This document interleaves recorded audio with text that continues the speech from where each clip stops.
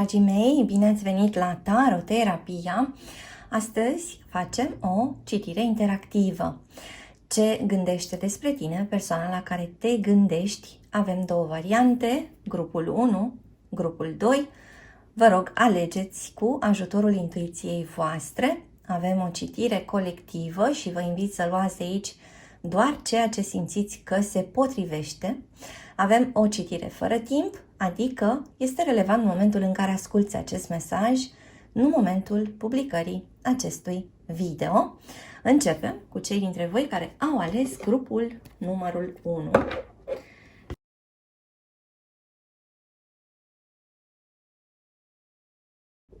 Această persoană se gândește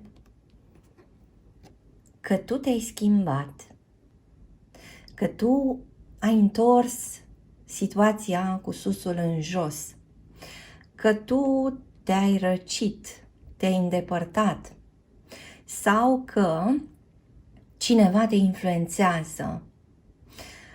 Această persoană are în minte o anumită perioadă din conexiunea voastră în care lucrurile păreau să fie pline de speranță sau o perioadă din conexiunea voastră în care tu ai dăruit suficient de mult, o perioadă care era satisfăcătoare pentru el sau pentru ea. Ceea ce gândește această persoană acum se referă la preferința ta pentru o altă persoană. Iată aceste două cărți care practic prezintă un triunghi amoros. Această persoană consideră că atenția ta este direcționată spre altcineva. Această persoană simte gelozie. Această persoană simte că a fost luată peste picior sau că ceea ce tu ai promis odată nu a fost menținut sau nu a fost materializat. Deși această persoană a considerat că puteți fi un soi de suflete pereche pentru că avem o legătură profundă într-un 6 de cupe, până la urmă, concluzia sa ar fi că nu funcționează lucrurile așa cum și-a imaginat și că tu ai avut această schimbare de direcție care a venit să schimbe de asemenea ceva fundamental și în relația voastră. Vorbim aici despre relații care sunt în pauză. Vorbim despre relații care sunt cumva suspendate. Vorbim despre o așteptare, vorbim poate în alte cazuri despre tăcere, despre distanță. Văd aici influența semnelor de apă, pești, rac sau scorpion și mai observ de asemenea că am putea vorbi despre o interacțiune între două persoane în semne de apă sau între cineva într-un semn de apă și cineva într-un semn de aer. Această relație a avut un parcurs interesant. Vorbim despre o relație în care fiecare dintre voi ați început să vedeți la un moment dat diferit lucrurile. Această relație v-a schimbat pe fiecare dintre voi. În anumite cazuri, această relație v-a trezit pe fiecare dintre voi. Ce mai văd aici, de asemenea, se referă la gândurile acestei persoane vis-a-vis de posibilitatea unui nou început. Un nou început concret. Această persoană se întreabă dacă între voi doi există șansa de a începe pe o nouă cale. Așadar, această persoană consideră că ceea ce voi ați avut sau ceea ce voi trăiți acum nu poate merge înainte în același mod. Și există aici și o cantitate suficientă de nemulțumire pe care această persoană o are. Ce mai văd este că această persoană se gândește foarte mult la tine, mai ales atunci când afară plouă sau mai ales atunci când este înnorat. O persoană care reușește să se conecteze cu sine însăși, mai ales atunci când vremea nu este foarte favorabilă. Sau unii dintre voi au niște amintiri semnificative în doi care se leagă de o perioadă ploioasă sau, atenție, în anumite cazuri, mai simt că această conexiune poate să fi început pe timpul toamnei. Și chiar vă rog să-mi spuneți cum rezonează cu voi. Așadar, o persoană care consideră că tu ai schimbat direcția, o persoană care consideră că probabil este în competiție cu altcineva. Aici vorbim de asemenea despre conexiuni în care lucrurile nu sunt exclusive, conexiuni în care avem și o terță persoană sau chiar conexiuni în care fiecare dintre voi mai are pe altcineva în viața sa sentimentală. Și haideți să vedem mai departe care sunt gândurile acestei persoane referitoare la tine, ascultătorule. Și a sărit aici acest rege de săbii, un 5 de monede și acest 7 de monede. Mai observ aici interacțiuni dintre semne de aer cu semne de pământ. Vorbim aici despre o noutate, vorbim despre ceva ce este în curs de formare. Unii dintre voi s-ar putea să audă de asemenea despre o sarcină. Ceea ce văd aici ca energie principală este furia acestei persoane în legătură cu a se simți abandonată. Această persoană care consideră că tu i-ai întors spatele și că taman atunci când i-ar fi fost mai greu, taman atunci când ar fi avut nevoie de prezența ta, de ajutorul tău, de constanța ta, tu ai ales să lași această persoană singură, în ploaie, în frig. O persoană care nu a prevăzut, de fapt, fie ieșirea ta din relație, fie îndepărtarea ta sau detașarea ta. Această persoană care, spuneam, este furioasă în legătură cu ceva ce tu ai făcut. Această persoană care consideră că ar trebui să te confrunte. O persoană care ar vrea să-ți reproșeze ceva semnificativ. Avem aici această energie a regelui de săbii. Vorbim despre cineva care vrea să dețină puterea în relație. Este cineva care trebuie să aibă mereu ultimul cuvânt. Cineva care, cu forța gândirii sale, trebuie să domine neapărat situația dintre voi. Această persoană consideră că ceea ce tu ai făcut nu ar fi fost corect sau just, sau că ceea ce tu trăiești acum nou, apropo de această sarcină, nu îl mai include sau nu o mai include. Haideți să vedem mai departe alte detalii.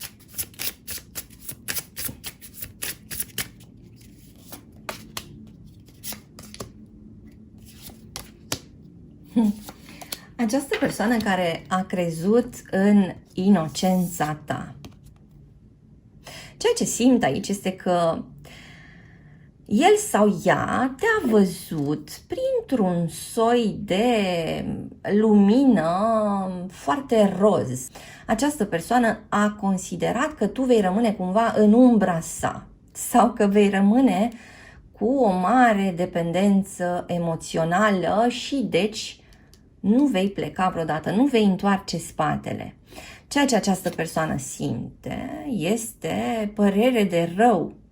Această persoană se confruntă cu un adevăr foarte, foarte dureros în privința ta și nu știe ce să facă. Această persoană consideră că nu mai are libertatea de a acționa așa cum și-ar dori în privința ta sau în privința poveștii voastre. Persoane care sunt născute pe data de 5, 25, pe 16, pe 24, pe data de 13, pe data de 19, de asemenea persoane care sunt născute pe 30 sau pe 1. Mai vorbim aici despre persoane născute în luna octombrie, persoane născute de asemenea în luna aprilie sau persoane care sunt născute în luna decembrie. Ori, conexiunea voastră a început într-una dintre aceste luni sau s-a terminat într-una dintre aceste luni. Haideți să mai cerem niște detalii despre gândurile acestei persoane.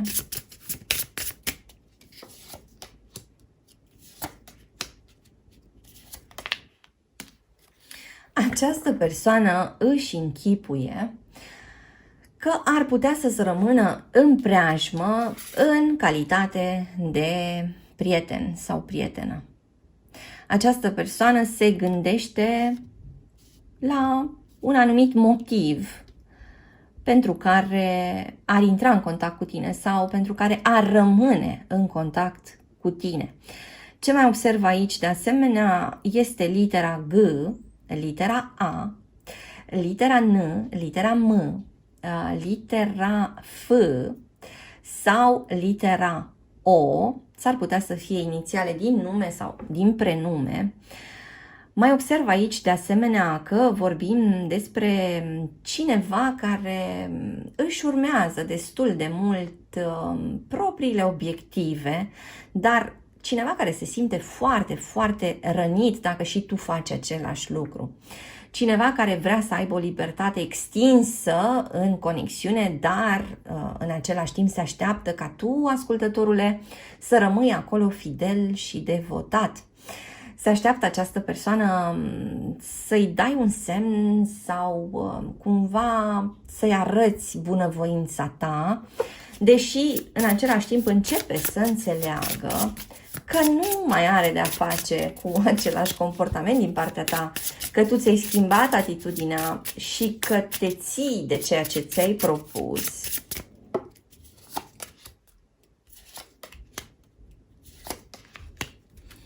O persoană care își închipuie de asemenea că interesele tale financiare, materiale, sociale sunt cumva puse deasupra relației voastre sau că tu te ocupi mai mult de copiii tăi sau de familia ta de origine. În orice caz, această persoană se gândește că a fost dată la o parte. Deci este o persoană care are în mintea sa în continuu faptul că tu i-ai fi făcut o nedreptate. De asemenea, această persoană simte că ar fi fost păgubită, lăsată fără ceva foarte important și totuși are o anumită speranță. Menține încă acolo foarte activ în mintea sa o anumită idee în legătură cu voi doi. Îți mulțumesc că ai fost cu mine astăzi, te aștept și data viitoare pentru citiri personalizate, meditații audio, cărți audio, cursuri de tarot. Te aștept pe site-ul www.taroterapia.ro. Abonează-te, dă un like și lasă un comentariu dacă ți-a plăcut acest video, iar până data viitoare să ai grijă de tine. Sunt aici cu cei dintre voi care au ales grupul 2. Explorăm împreună gândurile persoanei care te interesează vis-a-vis de tine.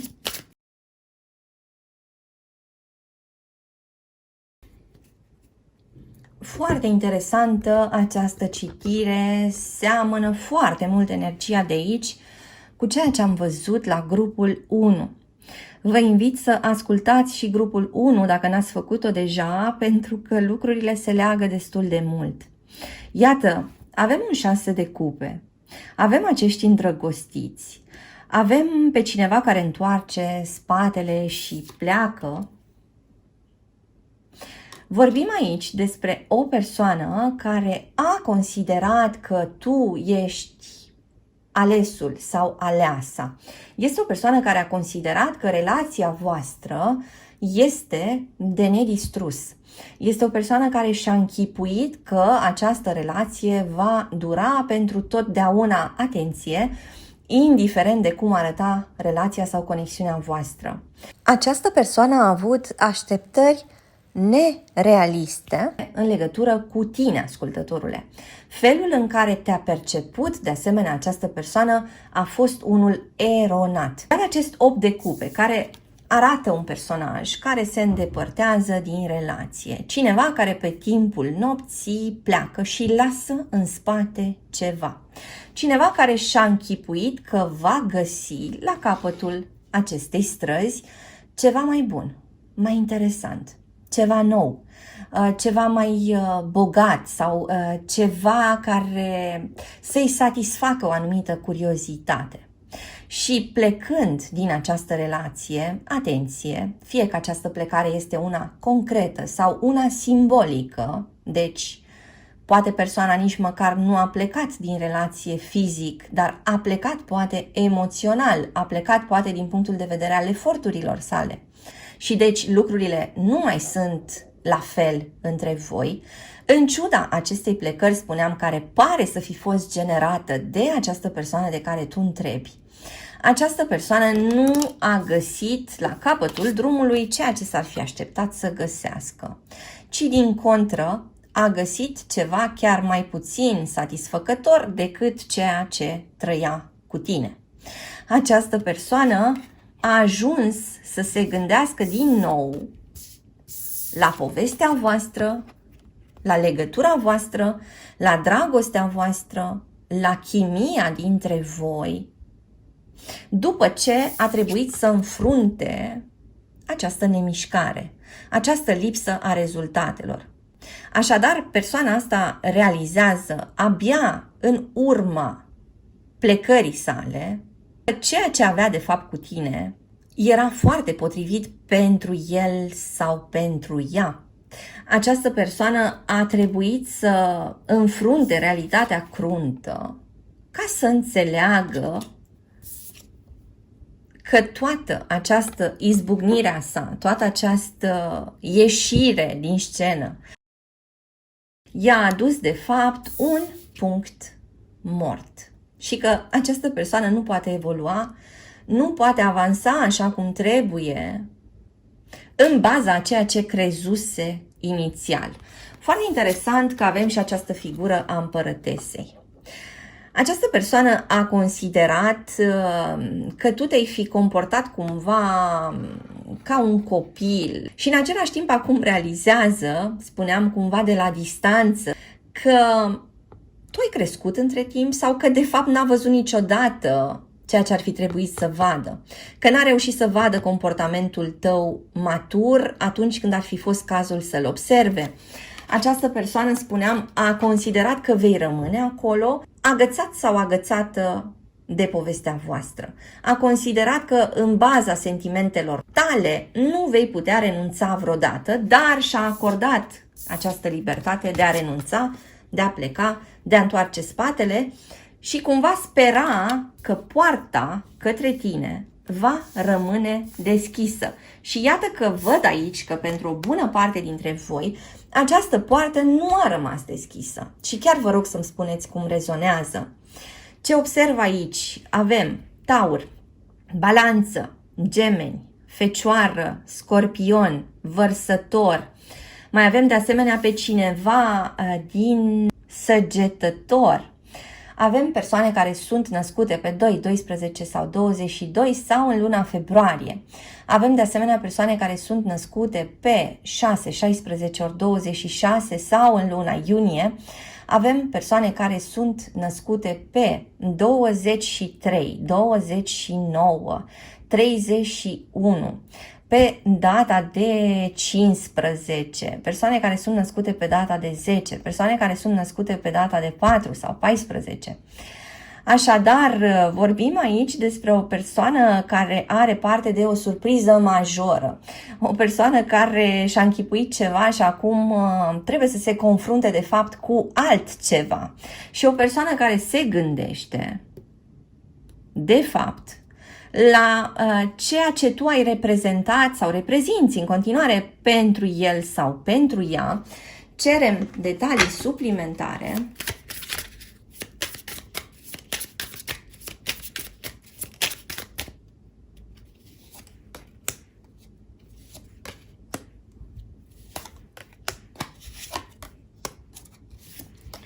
Avem aici energia a doi regi.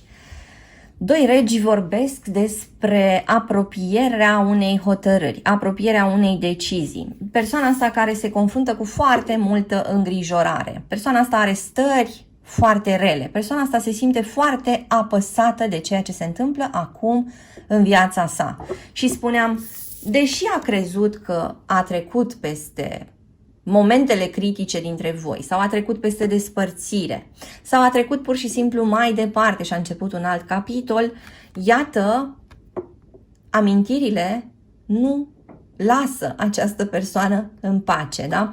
Amintirile despre voi doi și mai simt de asemenea fantezia despre ceea ce ar putea să mai fie între voi nu lasă această persoană să doarmă prea bine. Este o persoană foarte neliniștită.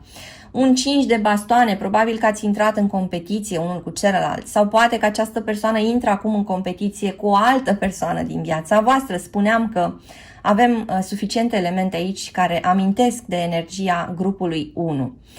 Această persoană care se simte legată și torturată și chinuită de ceea ce a constatat. Poate că această persoană a aflat că într-adevăr tu ai început să fii cu altcineva sau această persoană poate a înțeles sau urmează să înțeleagă că nu mai este loc pentru el sau pentru ea în viața ta în același mod ca până acum. Această persoană care simt că încearcă așa în mintea sa tot felul de variante și totuși aceste variante nu sunt satisfăcătoare. Avem aici următoarele inițiale. Litera E, litera S, litera P, litera A, litera J sau litera V și de asemenea mai avem litera L sau litera M.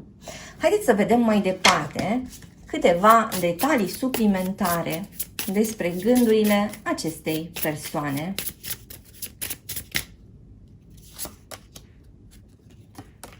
O persoană care simte că îi lipsești.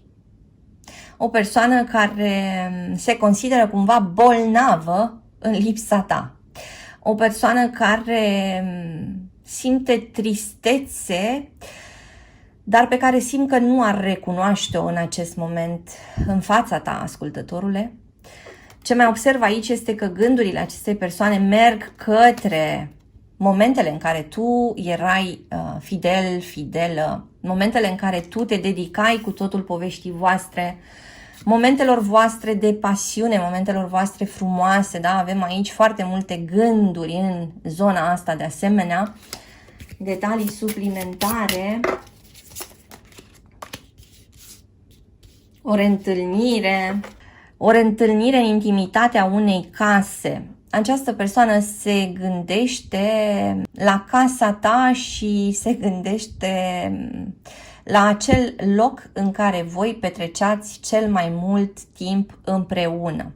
Se gândește de asemenea dacă ar putea să se întoarcă și ce ar trebui să-ți spună pentru ca această întoarcere să se întâmple și pentru ca împăcarea de asemenea să poată să fie materializată.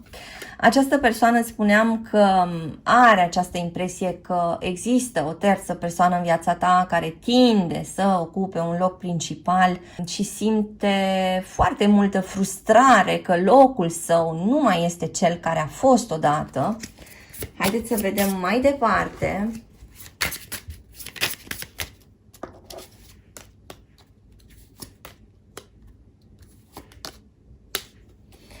Interesant, o încercare foarte concretă de apropiere, o încercare foarte concretă de colaborare cu tine, cineva care aproape că urlă de nervi pentru că lucrurile nu mai funcționează ca odată, cineva care s-ar putea să aibă chiar o izbucnire dacă refuzul tău va fi din ce în ce mai clar. Mai simt de asemenea că această persoană nu se simte deloc confortabil cu felul în care tu o percepi astăzi. Această persoană ar vrea ca tu să-i vezi mai degrabă calitățile și nu defectele și totuși ceea ce ți-a arătat în ultima perioadă sau ceea ce ți arată cumva constant, dacă această persoană nu a plecat din viața ta, sunt mai ales defectele, mai ales limitările, mai ales slăbiciunile sale.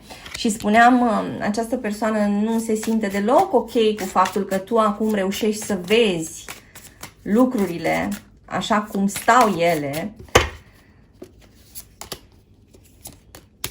Avem și al treilea rege. Această persoană s-ar putea să-ți ceară în mod direct să hotărăști, să alegi. Avem aici două figuri masculine. În cazul vostru, doamnelor, acest bărbat s-ar putea să îți pună întrebări foarte concrete despre un alt bărbat sau să-și ceară să alegi între el și altcineva, fie că acest bărbat există în viața ta, fie că acest bărbat este doar cineva imaginat de persoana despre care tu întrebi. Cu acest turn aici ne așteptăm la o evoluție absolut surprinzătoare din partea acestei persoane în perioada următoare. Îți mulțumesc că ai fost cu mine astăzi, te aștept și data viitoare pentru citiri personalizate, meditații audio, cărți audio, cursuri de tarot. Te aștept pe site-ul www.taroterapia.ro. Abonează-te, dă un like și lasă un comentariu dacă ți-a plăcut acest video, iar până data viitoare să ai grijă de tine.